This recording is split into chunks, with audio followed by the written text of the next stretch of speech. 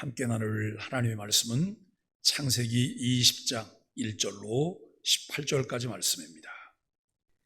아브라함이 거기서 네게브 땅으로 옮겨가 가데스와 술 사이 그랄에 거류하며 그의 아내 사라를 자기 누이라 하였으므로 그랄 왕 아비멜렉이 사람을 보내어 사라를 데려갔더니 그 밤에 하나님이 아비멜렉에게 현몽하시고 그에게 이르시되 내가 데려간 이 여인으로 말미암아 내가 죽으리니 그는 남편이 있는 여자임이라. 아비멜렉이 그 여인을 가까이 하지 아니하였으므로 그가 대답하되 주여 주께서 의로운 백성도 멸하시나이까. 그가 나에게 이는 내 누이라고 하지 아니하였나이까. 그 여인도 그는 내 오라비라 하였사오니 나는 온전한 마음과 깨끗한 손으로 이렇게 하였나이다. 하나님이 꿈에 또 그에게 이르시되 내가 온전한 마음으로 이렇게 한 줄을 나도 알았으므로 너를 막아 내게 범죄하지 아니하게 하였나니 여인에게 가까이 하지 못하게 함이 이 때문이니라. 이제 그 사람의 아내를 돌려보내라. 그는 선지자라. 그가 너를 위하여 기도하리니 내가 살려니와 내가 돌려보내지 아니하면 너와 내게 속한 자가 다 반드시 죽을 줄 알지니라.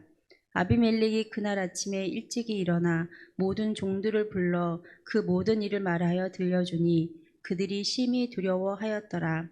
아비멜렉이 아브라함을 불러서 그에게 이르되 내가 어찌하여 우리에게 이렇게 하였느냐.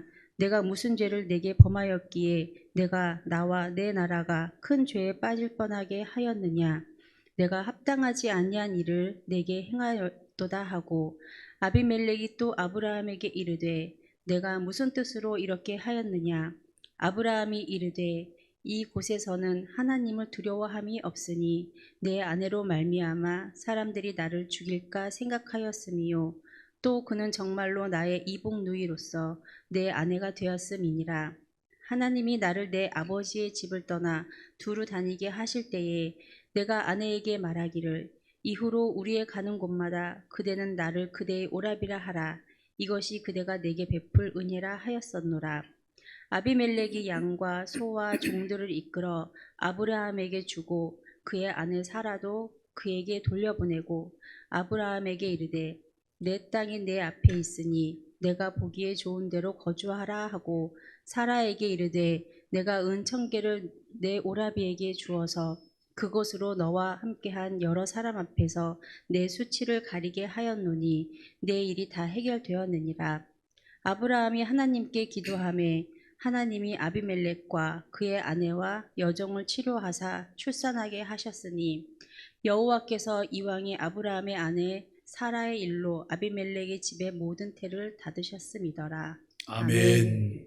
창세기 20장 1절로 18절까지 말씀을 통해서 아브라함의 선입견이라고 하는 주제로 말씀을 나누려고 합니다.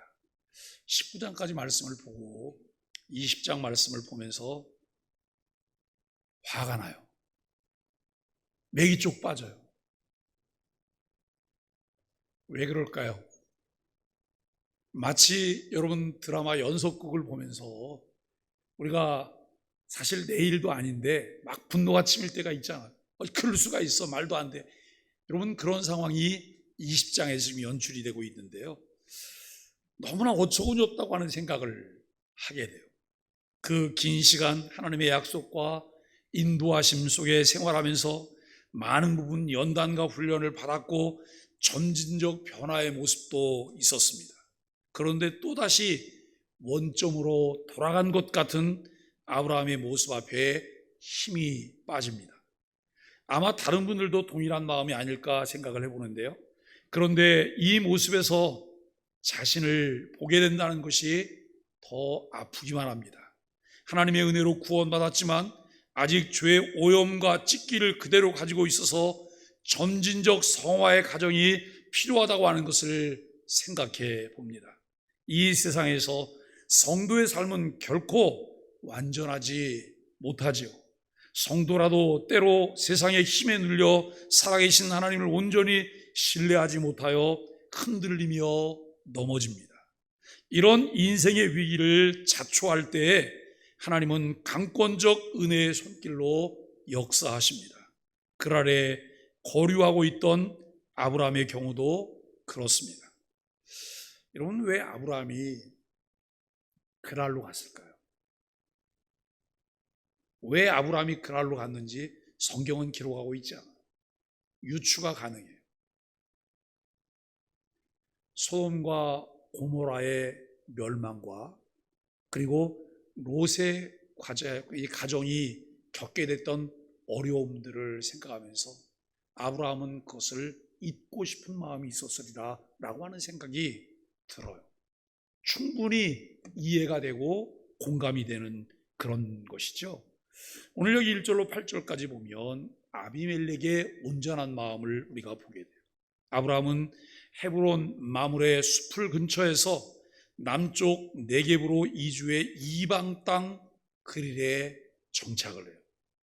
그곳에서 아브라함은 애굽에서 그랬던 것처럼 아내 사라를 누이라고 속였다가 그랄 왕 아비멜렉에게 빼앗길 뻔했다고 하는 거예요.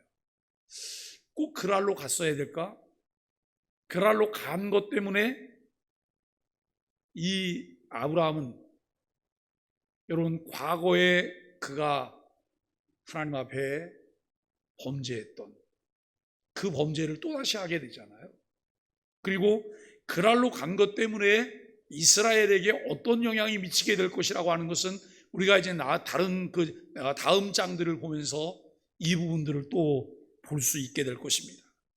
그는 이미 자손과 땅의 약속과 복의 근원이 되리라고 하는 약속을 받았기에 하나님의 보호를 받고 있어요. 여러분, 하나님께서 약속하신 것, 하나님의 보호와 인도하심 아래 살기를 원할 때 우리가 여러분 그 약속하신 하나님을 바라보며 늘 초지일관된 자세로 지켜내야 될 것들이 있다고 하는 것을 우리는 생각해요. 지켜내야 될 것. 그런데 이 지켜내야 될 것들을 지켜내기 위해서 내 생각이 아니라 내 환경이 아니라 살아계신 하나님을 바라볼 수 있어야 된다라고 하는 것이죠. 그럼에도 사람을 두려워하여 하나님을 온전히 신뢰하지 못하는 이 모습을 보게 됩니다. 하나님을 온전히 신뢰하지 못하면 과거와 동일한 실수를 반복하기 쉽습니다.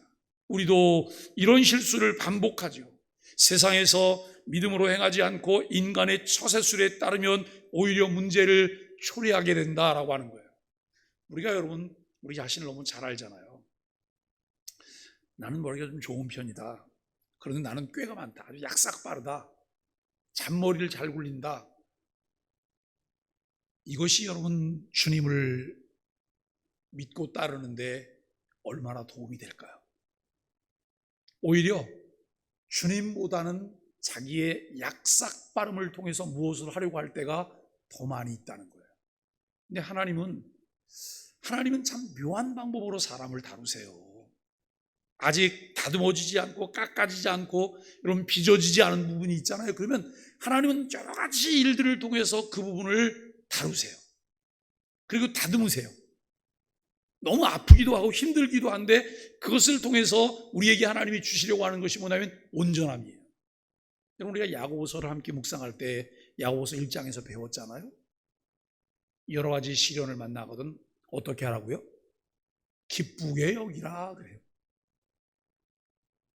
그냥 입에서 단내가 날 정도로 내가 지금 힘들고 막 그런데 여러분 기쁘게 여기라는 거예요. 왜냐하면 인내를 만들어내기 때문에요.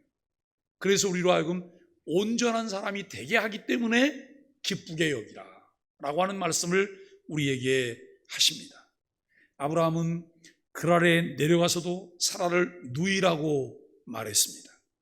이는 아브라함이 애굽에 내려갔을 때와 비슷한 상황이에요. 12장에서의 사라를 아브라함의 누이로 아는 그랄 왕 이 아비멜렉이 사라를 아내로 맞이하기 위해서 데려갑니다. 그때 하나님이 그 밤에 아비멜렉의 꿈에 나타나셔서 사라를 가까이 하지 말라고 강하게 경고하시니 그는 두려워하여 사라를 돌려보냅니다. 아비멜렉은 사라를 범하지 않았기 때문에 하나님이 의로운 백성을 멸하시는 것이 합당하지 않다라고 항변하기도 합니다.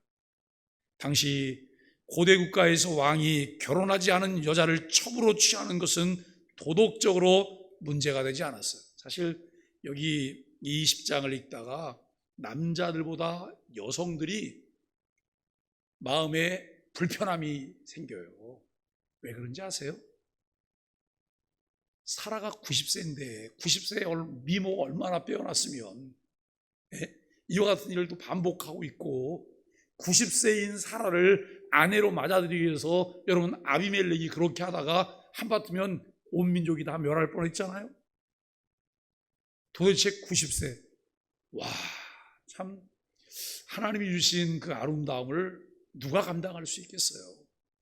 근데 여러분 그 아름다움은 주님이 주신 아름다움이 아닐까라고 하는 생각을 해보게 됩니다.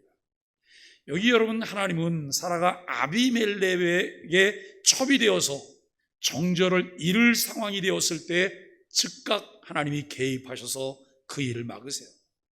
하나님이 개입하사 그를 구출하지 않으면 구세주를 낳은 것이 아니라 이방의 씨를 낳게 될 수도 있기 때문입니다. 그것이 즉시 구출하지 않으면 그렇게 될 것이므로 하나님은 아브라함과의 언약을 신실하게 지키기 위해 사라를 구출하기로 하셨습니다. 하나님의 비상조치지요. 하나님은 아비멜렉의 온전한 마음을 인정하셨음을 6절에서 보게 됩니다. 하나님은 그의 순전한 마음을 보시고 그를 죄로부터 건져주시기 위해 극적으로 개입하셨음을 강조하고 있습니다. 본문은 하나님을 알지만 온전히 신뢰하지 못한 아브라함과 하나님을 알지 못하지만 마음이 온전한 아비멜렉을 대조하며 보여주고 있어요. 그야말로 아브라함이 정말 망신스럽고 수치스러운 그런 모습이죠. 성도는 하나님이 인정하시는 온전한 믿음과 온전한 마음의 소유자여야 합니다. 우리는 늘 부족하잖아요. 결핍됨이 많아요. 얼마나 많은 부분 부족한지 몰라요. 자기는 잘났다고 잘한 척을 하고 교만을 떨지만 여전히 여러분 허점투성이고 부족한 것 투성이에요. 그럼에도 불구하고 하나님이 주시는 하나님의 은혜를 통해서 온전한 믿음을 갖게 하옵소서. 우리가 정말 성령님의 도움을 통해서 계시 의존적인 삶을 살아갈 때 온전한 믿음의 사람으로 살아갈 수가 있고 온전한 마음의 소유자로 살아갈 수 있음을 우리는 하나님 앞에 기도하며 고백해야 할 것입니다. 사라를 보호하시고 아비멜렉이 범죄하지 않도록 극적으로 개입하신 하나님께서 아비멜렉에게 살 길을 제시하십니다. 즉시 사라를 아브라함에게 돌려보내라고 하십니다. 하나님은 아브라함이 그를 위해 중보 기도해 줄 선지자라고 저는 이 부분에서 더 창피했어요. 여러분 아비멜렉이 사라를 취하려고 한 것 때문에 하나님께서 여러분 그 민족을 멸하실 수도 있어요. 태문도 닫으셨어요. 그런데 그 문제를 해결하는 기도를 해줄 리가 누구냐면 아브라함이에요. 아주 멋지게 딱 등장하면 얼마나 좋겠어요. 예? 망신살은 있는 대로 다 뻗치고 여러분 그리고 나서 초라한 모습으로 가서 이 아비멜렉을 위해서 여러분 기도하는 거예요. 우리는 늘 하나님 정말 품격 있는 그리스도인으로 살아가게 해주세요. 품격 있는 그리스도인으로 살아가게 해주세요. 품격 있는 그리스도인으로 살아가기 위해서 우리에게 필요한 것이 뭐냐면 한 템포 늦추는 거예요. 한 템포 늦춰서 한 번 더 생각하고 말하고 한 번 더 생각하고 행동하고 한 번 더 생각하고 우리가 여러분 무엇을 하는 것, 이럴 때에 우리가 더 나은 선택을 할 수가 있을 것입니다. 아브라함은 하나님의 뜻을 전할 사명을 가진 자로서 아비멜렉을 위해 중재자 역할을 해야 했습니다. 우리는 하나님의 말씀을 전하며 복음을 통해 화목하게 하는 사명을 받은 자들입니다. 아비멜렉은 다음 날 아침 일찍 모든 종을 불러서 자초지정을 설명하게 됩니다. 9절로 18절까지는 아브라함의 선입견입니다. 아비멜렉은 아브라함에게 왜 자신을 속였는지, 속인 이유를 추궁하고 있습니다. 아브라함은 이곳에서는 하나님을 두려움이 없다고 생각을 했다. 뭐 이방인들이니까 그 사람들은 하나님을 두려워하지 않을 것이다 라고 하는 생각을 가질 수도 있을 거예요. 그런데 중요한 것은 이거예요. 여러분, 하나님의 간섭은, 하나님의 역사는 우리 그리스도인들에게만 있는 것이 아니에요. 하나님은 모든 것을 다 주관하시며 섭리하세요. 하나님의 범위가 어디까지냐? 택자, 불택자를 다 포함해요. 결국 하나님께서 아브라함이 어처구니 없는 선택을 하지만 어처구니 없는 선택 중에도 하나님이 아브라함을 보호하셔야 돼요. 왜요? 언약 때문에요. 언약 때문에 하나님이 아브라함을 보호하셔야 된다는 거예요. 그런데 여러분, 아브라함은 언약을 염두에 두지 않고 언약은 새까맣게 잊어버리고 있고 상황들만 보면서 어떻게 하면 내가 살 수 있을까 자기 궁리를 하고 있다는 거예요. 그런데 여러분, 이게 아브라함만의 모습일까요? 매일매일 우리도 우리의 삶 가운데에서 그렇게 살고 있잖아요. 왜 우리가 더 나은 선택을 못할까요? 우리가 왜 더 믿음의 선택을 못할까요? 우리가 여러분, 성경을 통해서 세상을 한번 바라보고요, 그리고 세상에서 성경을 한번 바라보는 것이 필요해요. 내 상황 중에 말씀이 금하라고 한 것은 금해하고, 말씀이 서라고 한 것은 서야 하고, 말씀이 가라고 한 곳은 내가 가야 되는 거예요. 간혹 가다가 어떤 분이 이런 말씀하세요. 목사님, 주일날 어디를 가게 됐어요. 어떡하지요? 본인 마음의 대답을 이미 다 가지고 계세요. 하나님은 가지 말라 그런다고. 근데 왜 와서 얘기하는 거예요? 목사님, 좀 내 상황에 좀 지지 좀 해주시고 동의 좀 해달라고. 저는 여러분이 와서 그렇게 얘기하잖아요. 그럼 가시라 그래요. 왜냐하면 이미 다 결정하고 왔잖아요. 이미 결정하고 왔는데 그걸 왜 물어봐요? 제가 여러분 거기서 정색을 하면서 집사님, 권사님, 장로님 그러실 수가 있어요? 하나님이 그렇게 말씀하셔서 이렇게 여러분 말하면 어떻게 반응하실 거예요? 주저앉기는 하는데 굉장히 불쾌한 표정을 지을 수도 있어요. 이미 알고 있잖아요. 이미 알고 있는 대로 성경이 우리에게 가르쳐 주셔서 내가 깨닫게 된 대로 하나님 내가 살게 해주세요. 때때로 여러분 주변에 관계가 불편해질 수도 있겠죠. 내가 재정적인 손해를 볼 수도 있을 거예요. 그러나 그 재정적인 손해와 관계의 불편함은 우리가 감수할 수 있어야 돼요. 감수할 수 있어야 돼요. 이것이 여러분 신앙이고 이것이 믿음이잖아요. 그런데 우리는 그렇게 하지 않아요. 여러분, 아브라함은 이곳에서는 하나님을 두려움이 없다고 생각했으며 자기 생명이 위태로울 수도 있으리라 생각해서 목숨을 보존하기 위해 그렇게 했다고 해명해요. 여기 이곳에서는 하나님을 두려움이 없다고 생각했다고 말하지만 그게 아니에요. 자기 생각이에요. 자기 생각. 자기 생각으로 여러분 거기에 가면 내가 죽을 수도 있다는 거예요. 아브라함을 이해할 수 있습니까? 애굽에서의 실수를 반복하다니요. 이거 매세 힘이 쭉 빠져요. 다리가 후들거릴 정도로 힘이 빠지고 참 재미가 없어요. 하나님이 아비멜렉의 온전한 마음을 6절에서 인정했다고 성경의 기록은 매우 의도적인 것으로 보여요. 아브라함이 가진 선입견이 잘못되었다고 하는 것을 보여주고 있는 것이죠. 오히려 온전한 마음의 소유자 아비멜렉은 나그네를 후대합니다. 아비멜렉은 아브라함의 항변에 어떤 이의도 제기하지 않은 채 엄청난 위자료를 지불하고 사라를 돌려보내요. 아브라함에게도 주고 사라에게도 주면서 그것을 돌려보내요. 이것은 사라의 순결이 손상되지 않았음을 공증하고 있는 내용이라는 거예요. 아비멜렉은 아브라함에게 재물만 준 것이 아니라 거주할 땅까지 내주면서 마음껏 거주하라고 호의를 베풉니다.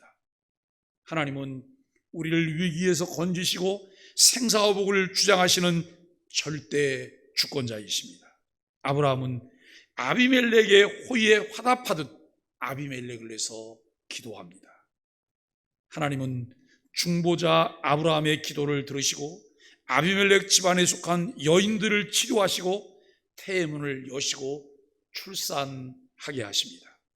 그들은 생명의 주관자이신 하나님께 복을 받아 출산하게 됩니다. 19장이 끝나고 이젠 아브라함이 신앙이 성숙되고 완성이 되어 하나님의 약속을 수행하는 것만 남았을 것으로 생각을 할 수 있습니다. 여전히 하나님을 신뢰하지 못했기 때문에 과거와 동일한 실수를 반복하고 있습니다. 이미 애굽에서의 실수로 크나큰 교훈을 얻었음에도 불구하고 똑같은 실수를 저지른 것은 단순한 실수의 문제가 아니에요. 여러분, 우리도 반복해서 실수할 수 있잖아요. 그런데 정말 실수인지 의도적인지 나의 부주의함과 내 불신앙 때문인지 자신은 너무나 잘 알아요. 이것은 기본의 문제로 신앙, 하나님에 대한 신뢰가 온전하지 못하기 때문이다 라고 하는 거예요. 우리가 부족한 거 다 알잖아요. 실수 우리도 해요. 그렇기 때문에 우리는 좀 더 하나님을 바라보고 그의 말씀에 붙들려 살기를 원해야 돼요. 어제 주일 오후에 우리가 찬송했던 마지막 찬송, 나의 믿음 약할 때 주날 붙드네. 나의 믿음 약할 때 내가 주를 붙드는 것이 아니라 주날 붙드네. 주님이 와, 제가 그 찬송을 부르는데요, 온몸에 전율이 이런 거예요. 와, 이거잖아, 이거. 이것 때문에 우리가 살고 있는 거잖아. 실수하고 질퍽거리고 넘어지고 내 맘대로 살고 그저 내 고집대로 살고 내 맘대로 선택하는데, 여러분, 그때도 여전히 주님은 날 붙들고 계시다고 하는 사실을 우리가 믿는 것이죠. 위기의 상황에서 이렇게 아브라함이 반전을 맞이한 것은 그가 노력했기 때문이 아니라 하나님이 역사하신 결과입니다. 언약에 신실하신 하나님께서 그렇게 하셨습니다. 창세기 15장에서 언약을 맺으실 때 아브라함을 언약의 당사자로 하셨다고 하면 재물들이 갈라졌던 것처럼 아브라함도 죽음을 면할 수가 없었을 거예요. 익히 이런 상황을 아시는 하나님께서 아브라함을 언약의 당사자로 그 일에 참여를 시키지 않으세요. 하나님께서만, 삼위 하나님께서만 그 일을 진행하신다고 하는 것을 우리는 보아야 합니다. 하나님은 우리 삶에도 구원 약속을 신실하게 이루시기 위해서 끝까지 붙잡아 주시고 끝까지 견인해 주신다는 사실을 분명히 확신해야 합니다. 사랑하는 소망의 가족 여러분, 하나님의 약속을 받아 수행하는 사람임에도 아브라함은 번번이 인간적인 생각에 사로잡혀 말도 안 되는 일들을 저지르고 있습니다. 하나님을 믿는 사람이 믿지 않는 이방 왕에게 책망을 받기도 합니다. 그리고 그와 그의 백성을 곤경에 처하게 하며 태문이 닫혀 민족이 말살되는 일도 겪게 할 수도 있었습니다. 하나님을 믿고 섬기는 사람들로 품위를 유지하기 위해 우리는 연약함을 하나님께 고백하며 매 순간 성령님의 도움을 구하며 살아야 합니다. 상황과 인간적인 생각에 끌려다니는 삶이 아닌 하나님의 말씀에 이끌려 살아가기 위해 오늘도 말씀에 사로잡히길 기도해야 합니다. 불의한 사람은 하나님 말씀 앞에 반응이 없습니다. 그러나 경건한 믿음의 사람은 하나님 말씀을 듣는 즉시 반응하고 회개하며 순종하고 결단합니다. 말씀을 들으면서 고개를 끄덕끄덕해요. 맞아. 그게 맞아. 그리고 돌아서서는 아무런 변화가 없어요. 그를 통해 기대할 수 있는 것은 없어요. 하나님이 적극적으로 개입하셔서 하나님께서 여러분 그 사람을 마음의 마음을 강제로 돌려놓기 전에는 그를 통해 기대할 수 있는 게 없다는 거예요. 하나님 듣게 해주세요. 즉시 반응하게 해주세요. 즉시 반응하게 해주세요. 이 기도가 우리에게 필요해요. 선입견을 가지고 다른 사람을 대하지 말고 하나님의 지혜로 하나님의 뜻을 잘 분별하여 신실한 믿음의 사람으로 살아갈 수 있게 되기를 바랍니다. 부족하고 허물이 많음에도 끝까지 지지해 주시고 은혜를 베풀어 주시는 하나님께 감사하며 순종하다가 여호와 이레의 복을 누리게 되기를 예수 그리스도의 이름으로 간절히 축복합니다. 우리 함께 기도의 내용을 함께 읽어보실까요? 함께 읽습니다. 하나님, 선입견을 앞세워 하나님의 뜻을 저버리고 다른 사람들을 시험에 빠뜨렸던 우리의 연약함을 고백합니다. 반복되는 실수에도 용서하시고 붙드시고 보호해 주시는 하나님의 긍휼과 은혜를 기억하며 회개합니다. 우리의 삶에 하나님을 경외하는 믿음의 발자국만 짙어지게 하여 주옵소서. 예수님의 이름으로 기도합니다. 아멘.